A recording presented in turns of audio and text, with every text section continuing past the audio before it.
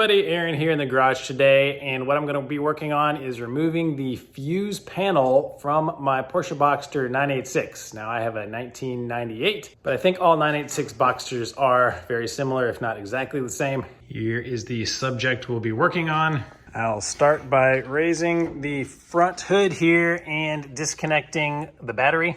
You twist the tabs on both sides 90 degrees, lift this cover off, and I'm just gonna remove the negative terminal with a 10mm socket. Just loosen it up, pull it off, and tuck it out of the way. Now the fuse panel on these cars are right under here in the footwell. You can see them here. To get better access, I'm gonna go ahead and remove the seat because I need to do that for the project I'm working on anyway. If you need to know how to do that, here is a link on how to remove these seats. So I'm gonna pull this out and skip ahead. All right, that just took a couple minutes. Now we have a lot of room to access this.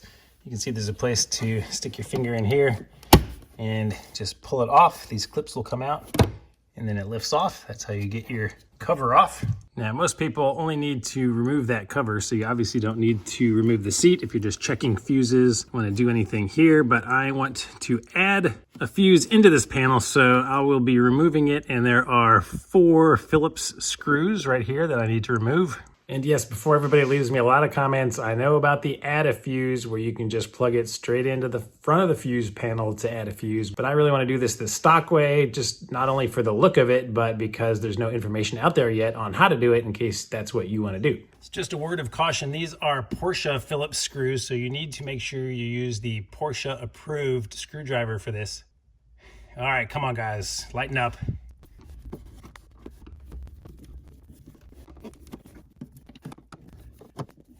With the screws removed, this whole cover kind of pull off and this carpeted piece will come out. Just drop that out.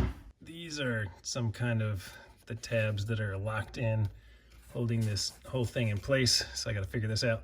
All right, I think I figured it out. Let me see if I can show you. So if you go right behind these screw holes here, so behind this, you'll find this little tab, and what you have to do is pry up here on this tab, so you can see how it pried up and it kind of stayed there and it released it. So when you pull on this, it is now disconnected. So there are 4 of these, one behind each screw hole, so you lift them up and hopefully that will release it. So you can see on this side as well. Can you? I don't know. So behind there is the same tab. So I'll try to record myself doing this for you. I don't know how much of it will come across in the video. So that one was already released. Oh, got that one off.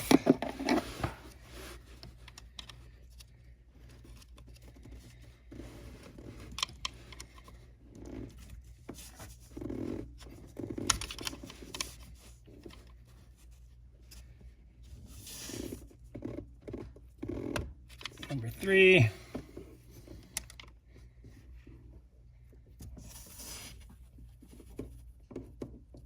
And number 4. All right, I'll just go nice and gentle. Oh, look at that. Yes. All right, so I'll show you here. So it just peels away, and this big bundle of wires is what's going into the very bottom of it. Now you can bend it forward, get access to whatever you need to do. So the reason I pulled this out is because I am adding heated seats to my car. So I'm gonna look at my little fuse diagram here. And seat heating is typically in row A, number 6. So if I look at this, you can see the little A right here and the numbers across the top. So go over to number 6 and it is empty. There's no fuse in there. All right, so if we go behind here and count from the bottom up, 1, 2, 3, 4, 5, 6, you can see that 6 on the top is empty. There's nothing in there, but there's a big purple wire coming in. So that should be the power that is being supplied from the battery. Looks like that is actually split, so it is providing power from the battery to both number 6 and number 7. And number 7 has a wire leading out, going somewhere. Number 7 is fog lights. Interesting. I would not have suspected that. And my car does not have fog lights that I'm aware of. So I'm gonna further disassemble this so I can get to these. Now this one seems a little more clear to me. There's a tab here that I'm gonna pull open, lift up on this row, and then there's a tab on the other side. So with 2 hands here, I will pull on the 2 tabs, slide this row out. Okay, so all of these, I believe, should be switched and only active when the car is on, because that's what we want for our heated seats. We don't want them to run with the car off, or it will kill our battery pretty fast. All right, with the help of Dennis Vogel's website, I finally figured this thing out. It's the only place I could find any information on the internet until now. So you have to slide this thing out. So I'm just gonna push it in on this side with the screwdriver right on that little gray piece. And you'll see on the other side, it starts coming out, and you just remove it all together. All right, here is the wire we need. Here is the part number from, that said Audi, but I got it at the Volkswagen part of the dealership. I heard it was like $2 and something, but yeah, 32 bucks for this thing. So I found it cheaper online, but I wanted it today, so here we are. So this is what the end of the connector looks like that is supposed to snap in there. There is a top and bottom, supposedly, so the wire goes in kind of to one side, and it has the same connector on each end, so you cut this thing in half and you have 2 of them. So I guess I'll have an extra one if somebody needs one. All right, we are back inside the car now. I'm trying to compare these to other ones. Like this purple one, it looks like the wire coming up is more towards the back of this thing. I'm just gonna like guess and try to snap this in. Oh, okay, that was easy. It just snaps right in,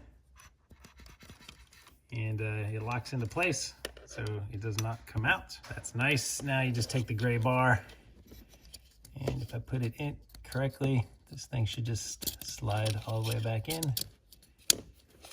snap in, and we are wired in. So yeah, it definitely makes it worthwhile to have the correct part. Now I'm just gonna cut this wire in half, and now you have wired your fuse. So just solder to this wire whatever you want power running to. For my particular application, it's gonna be the heated seats. So I'm gonna take a 25 amp white fuse and just stick it in the slot for number 6. Now I am all wired up. So I hope you guys found this helpful. I didn't see any videos like this out there, so I was glad to create this one to help you out. Please subscribe to the channel, give this video a thumbs up, and I'll see you on the next project.